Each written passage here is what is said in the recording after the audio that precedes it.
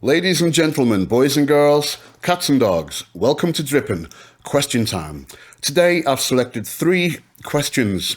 And at the end of these 3 questions, I'm going to give you a get out of free jail card, an Uber solution, because the answer to these questions are pretty much the same. So without further ado, let's jump in. Hello Drippin. I've been seeing a lot of YouTube and talk about needing to have money to date. This is obvious, but I'm seeing that you need to have $100,000 or make that much. I'm shocked. It seems to me that if a woman asks to have this much money, that she is only using you for money. But this conversation, after intentionally looking around, is everywhere. There's a podcast with 2 black guys debating it. The one for having this money before dating was really adamant and seemed to be shaming men for not having this amount or shaming them for being irresponsible for dating without. I work hard, good at my job, I actually like it, but I don't earn near that amount. But I really want a girlfriend, not to date, a serious relationship. What's the takeaway here? Mitch. Yeah, it seems to be the new attempted norm, doesn't it? It's rubbish though, don't fall for it. Your instinct is exactly correct. If someone asks you for such an amount, they're not interested in the type of relationship that you're after. I think the average salary in the US is like, 55,000, in the UK about 35. And given that women are working as well as men and have all the opportunities to work, even more so than men via DEI, scholarships, etc., there's no reason for an ask this high. A simple fact and a breakdown of basic math will reveal that even if you were to earn average salary, you can afford an average life. What's an average lifestyle? An average lifestyle being paying bills, expenses paid for, holidays once a year, and eating out twice a month. And that's with your salary, with or without the small amount of money that your lady may receive from not working. Okay, so there's nothing wrong per se with wanting a more or an above average life, but you must earn it. If it's given, there's no appreciation. This tactic exploits an inherent weak spot in the nature of men, unfortunately, in the way that we, for the most part, are programmed to provide and make our partners happy and content, even if for reasons of pride or vanity, the result's the same. Yes, life is difficult and the cost of living is exceedingly high, but this in turn affects everyone. The problem here is social media and propaganda. And unfortunately, women are affected by this 10 times more than men. And society does have an agenda to elevate women and to make all men disposable. And women, for the most part, have adopted this philosophy in droves, and it affects their day-to-day modus operandi concerning men. Women believe what they see. When they see a woman posting lavish lifestyles and adventures, they think and are told that she can have it too. She's been programmed from day one to believe that she is the star in her own movie. For the most part, they're completely and utterly detached from the reality which slaps men in the face every single day. Now, I'd say that this societal programming is so ingrained that it's damn near impossible to shake. And should you attempt to do it, you'll be met with ridicule and shame. Now, this podcast that you refer to, I found it. I watched it. Ignore it. Yara awakening, the guy that was for earning 6 figures before dating a woman. This guy is a homo simpson. He's a panderer. I mean, if you look at his debating technique, repeating the same phrase over and over again as his opponent speaks, when his opponent gave him clear and uninterrupted time to voice his opinion. He's literally a female in a man's body. People like him are the reason why this unacceptable behaviour and expectations from women is perpetuating. And lastly, his whole platform is geared to pandering to women. He's a grifter. And the ultimate point is, he is a millionaire. Have you noticed the way that when people say, oh, you need to earn 6 figures or you need to be earning this much money before you consider dating a woman? Have you noticed the way then people are always well off? Then people are always millionaires, then people are always rich. So by extension, what he's doing is putting the likes of you down, elevating himself at the expense of your forehead as he stands on it to reach higher heights of pandering. So do me a favour, Stay tuned until the end of this podcast, and I'm going to give you the ultimate hack for this situation. The best and most fulfilling remedy to this problem. Right. What's going on with dating apps? I go on a few, some that are famous and So what's going on with dating apps? I go on a few, some that are famous for just hookups and also Hinge, because apparently it's the app for serious relationships. When I match with someone, I say hello, but after a few exchanges, she stops responding. I don't say anything rude or wrong. I don't double text. I even talk to people and change the way that I spoke to them. Really well spoken versus more common. The result is the same. What am I doing wrong? My brother, you're doing absolutely nothing wrong. If you're conducting yourself the way that you've written, rest assured the problem's not with you. I mean, if you were immediately propositioning them, sending them inappropriate pictures, insulting them, then it goes without saying that the fault would be yours, right? But it's not. Bear in mind that dating apps are designed and made specifically for women. They're all the same. There is no dating app that is for serious relationships like Hinge. They're all the same. And I will say 99.9999% of women on these dating apps are lost, looking for sex, damaged, or they're just there for validation. These dating apps have contributed significantly to the disposable attitude that most modern women have. So men, by nature, chase women. Since the beginning of man's existence, he's chased and pursued women. Ergo, a woman is going to have significantly more messages from men than the other way around. Yeah?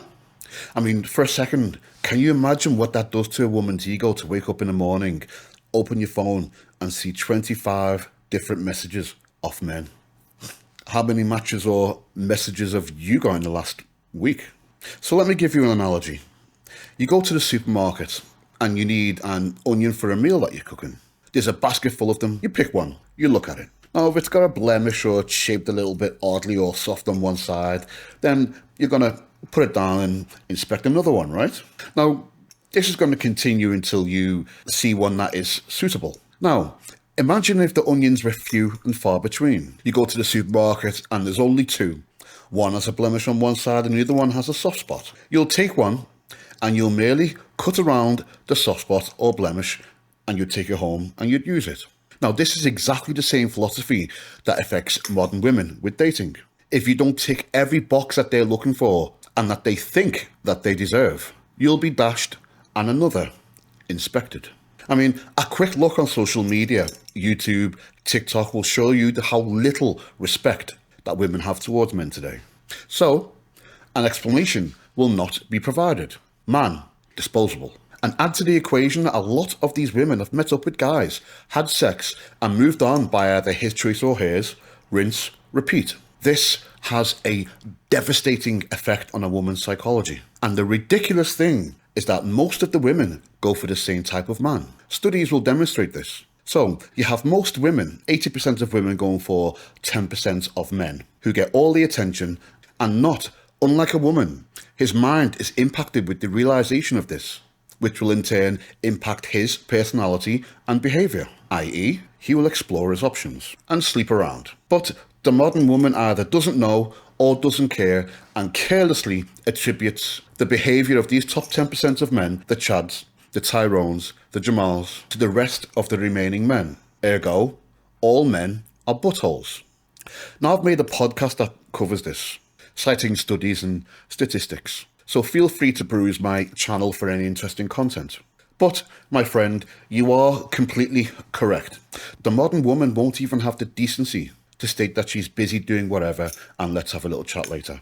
Instead, she'll say nothing, because to her, you are nothing. My advice is to steer clear away from these platforms. It'll serve only to depress you more and more, and in turn, help to perpetuate the filthy attitude of most women in modernity.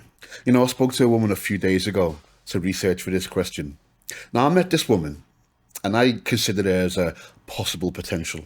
She was shot to hell. I could see that there was something wrong the minute we spoke. Paranoid, twisting a simple joke to assume it was some sort of insult, jumping to all the wrong conclusions, no life or zeal, you know? Kind of like The Walking Dead. And just generally difficult to communicate with. I mean, you'd ask her a simple question and she'd want to know why you're asking that question. But here's the trick with a lot of women. Let them talk for long enough and they'll eventually blow their own foot off. After discovering the amount of meetings that she'd had in such a short space of time, it was evident that she was completely, utterly and totally burnt out. Her dopamine and oxytocin receptors were shot to hell. Fried.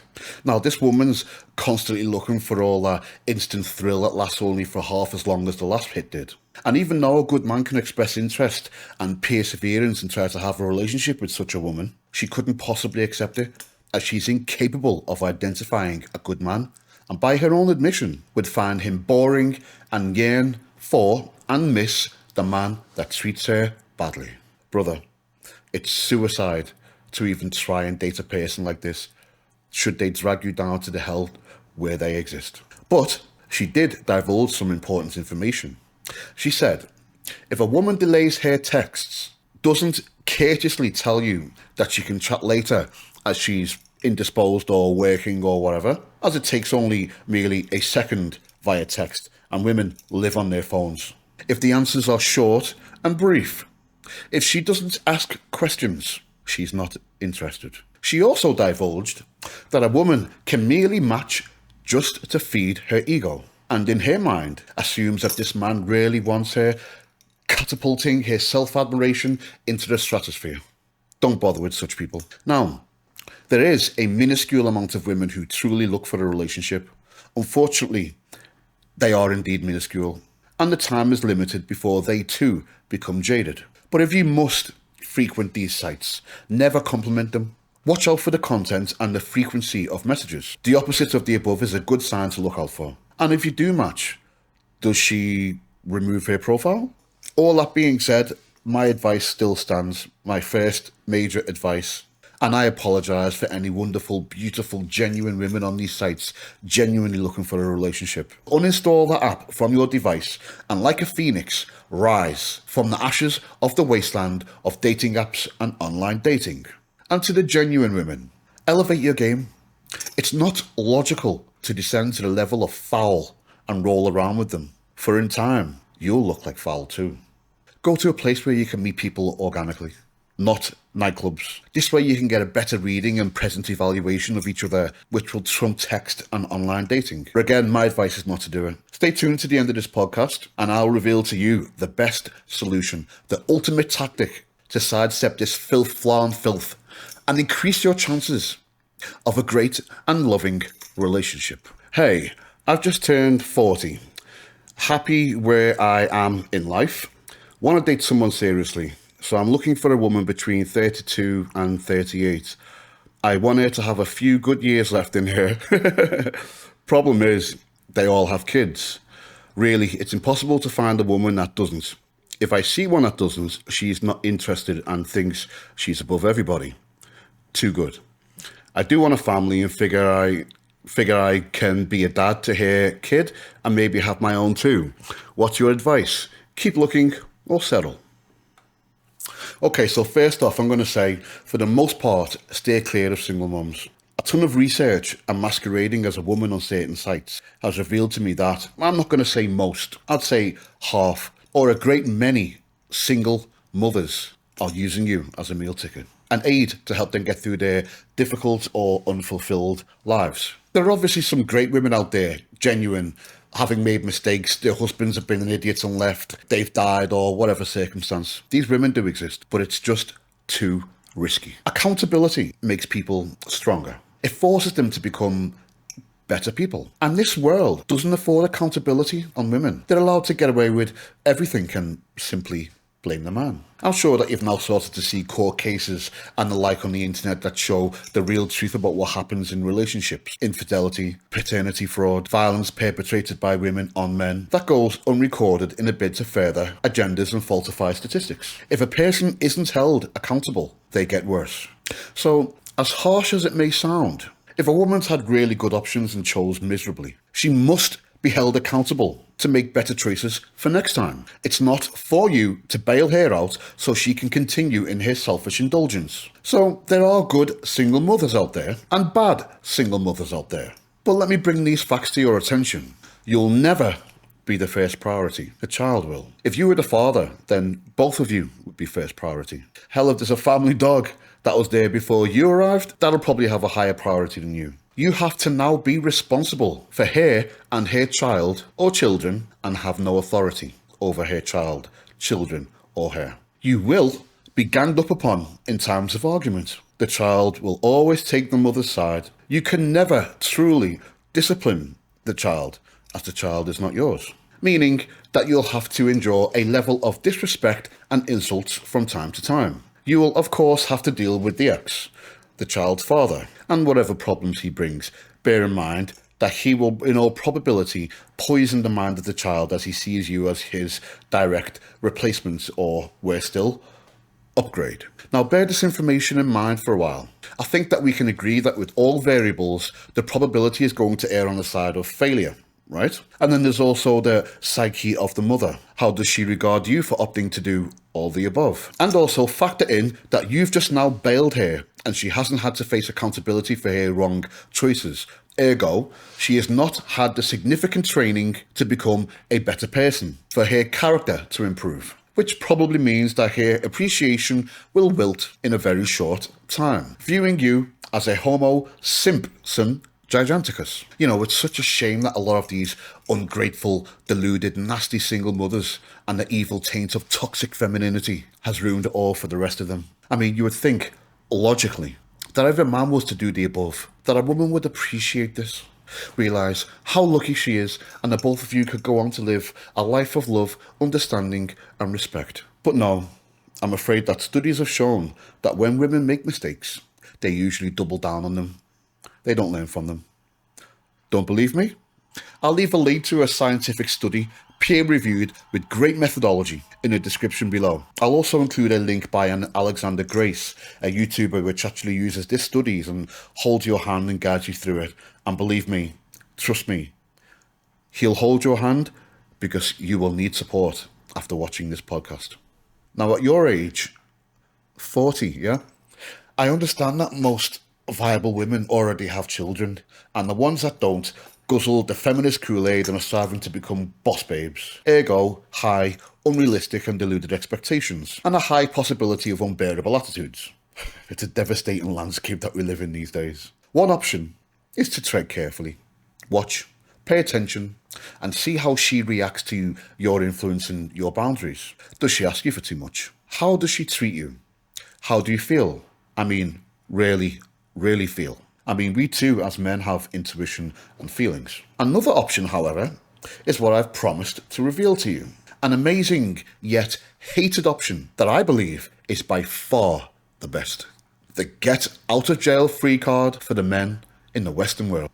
Now, let me point out some of the horrible, terrible things that Western women are saying about Western men. There is a video going around of a woman describing her experience of being alone with her son when a strange man starts to approach her, which she yells, "Do not approach me, get away from me," and the man gets offended before going away. And I've said it on this channel before, but I will say it again. Men do not seek out women for help. There is almost no reason for a man to be approaching a woman in public that they do not know. If he really needed something, he could go inside the grocery store and ask for assistance from an associate. Leave women alone. Sitting out here struggling to get this in my car. Men are walking back and forth.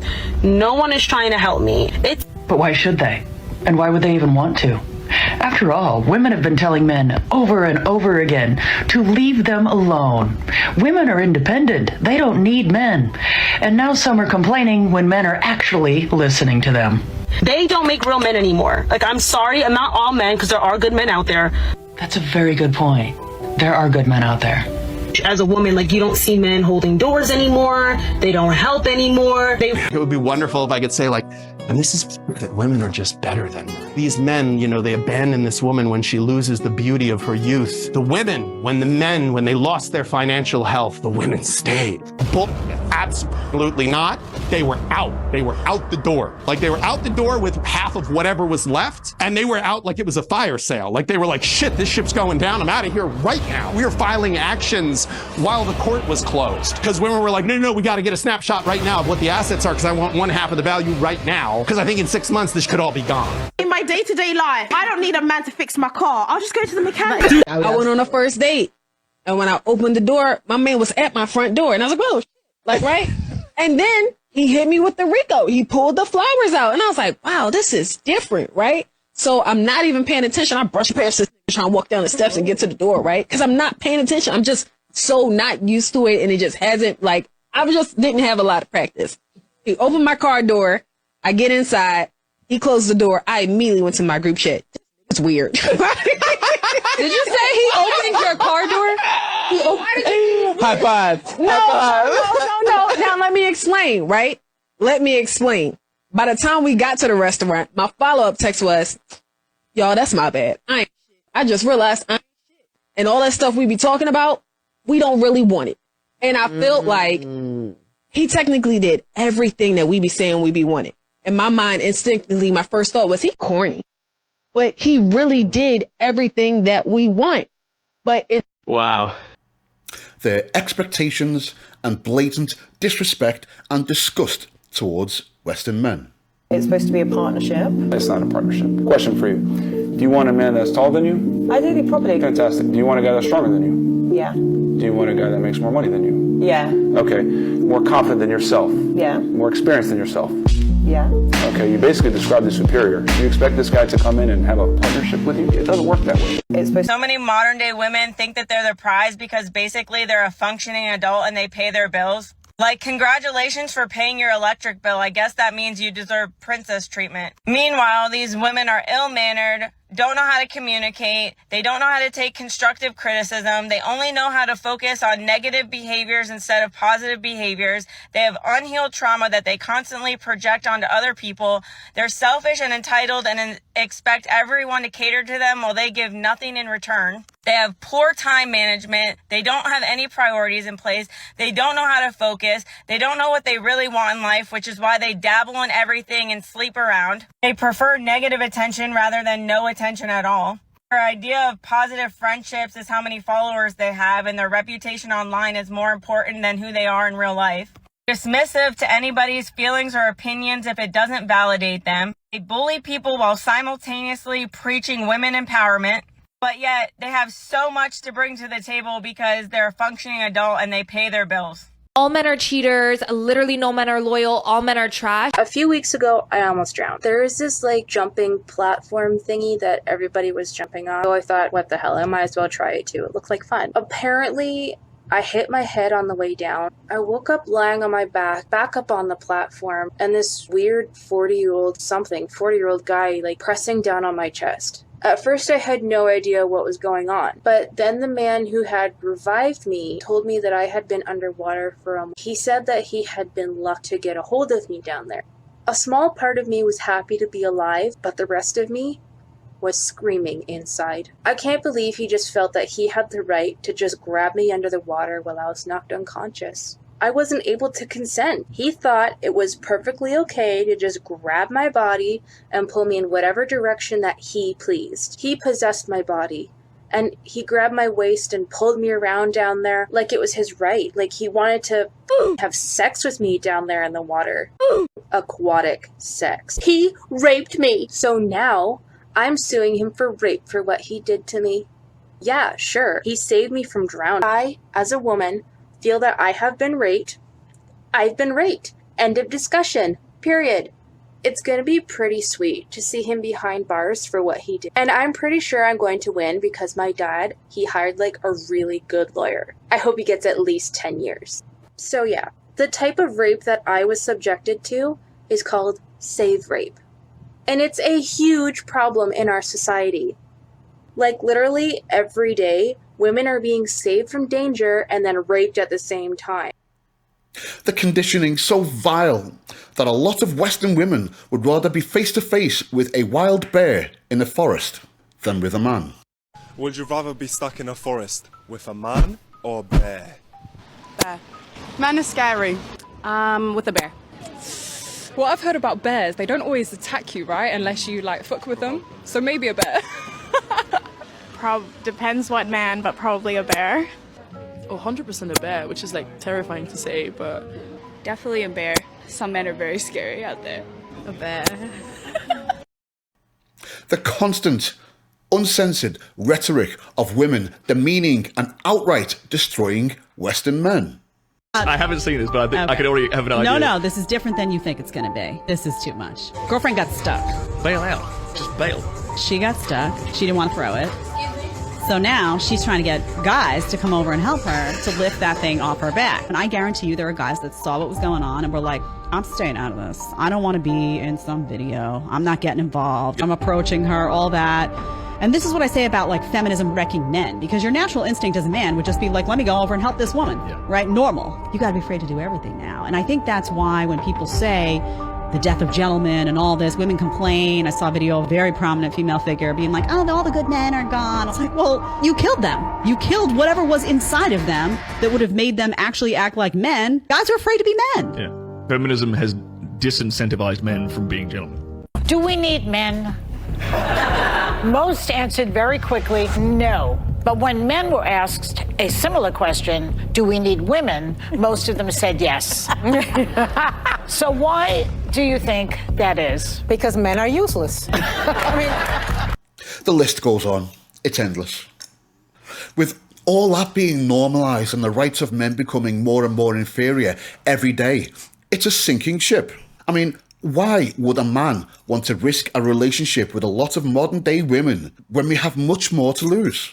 Our homes, our children, our money, our reputation, our freedom. I mean, you wouldn't sign a contract where the other party benefits from breaking it, would you?